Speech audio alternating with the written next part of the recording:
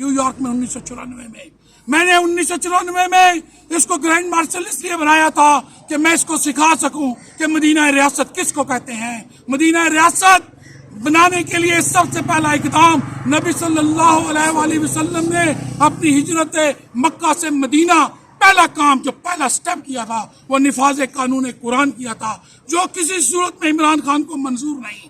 یہی وجہ ہے کہ آج 2004 میں میرے بھائی مرحوم عبدالحفیظ کھوکھر نے اس کو پھر گرینڈ مارشل بنانے کے لیے ہم نے مدعو کیا نیو یارک سٹی میں کہ ہم اس کو سکھا سکیں کہ اسلام کا مالیاتی نظام، غیر سودی نظام کس طریقے سے ہم سب دنیا سے آگے جا سکتے ہیں۔ میرے بھائی مرحوم نے اسی کورٹ میں 6 مقدمات قائم کر رکھے ہیں سود کے خلاف، ربا کے خلاف۔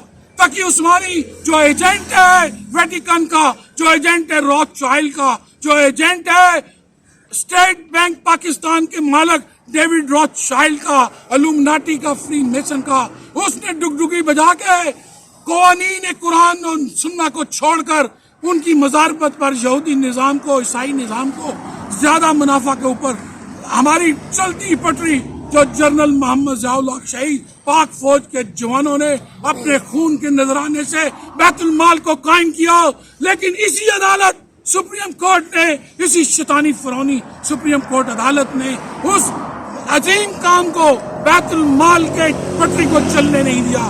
آج 33 سالوں سے اس ملک میں ویٹیکن کے ایجنٹوں کا قبضہ ہے۔ اس وزیر اعظم کی عمارت میں زرداری، نواز شریف، یہ سب ایجنٹ ہیں ویٹیکنز کے، کے سامنے کورٹ ہے، ان کے سارے ججز ایجنٹ ہیں ویٹیکنز کے۔ لا الہ الا اللہ محمد رسول اللہ، میں اکارڈنگ ٹو قرآن و سنہ یہ بات کر رہا ہوں۔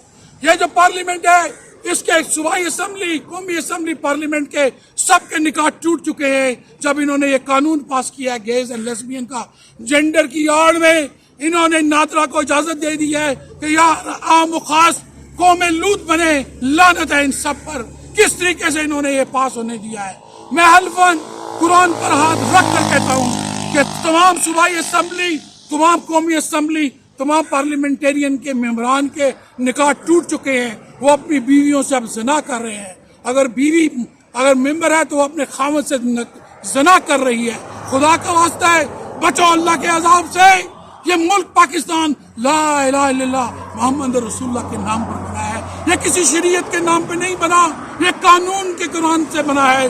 قانون کا قرآن شریعت سے نہیں آیا، شریعت قرآن سے آئی ہے۔ یہ لوگ آ کے مذاق کرتے ہیں جی کون سی شریعت؟ وہ شریعت خلافت راشدہ کے وہ قوانین ہم نافذ کریں گے جس میں کوئی اقلیت، کوئی مسلک نہیں چلے گی۔ ہم سب ایک مسلمان وحدت امت بن کر آئیں گے۔ یہ طارق رہا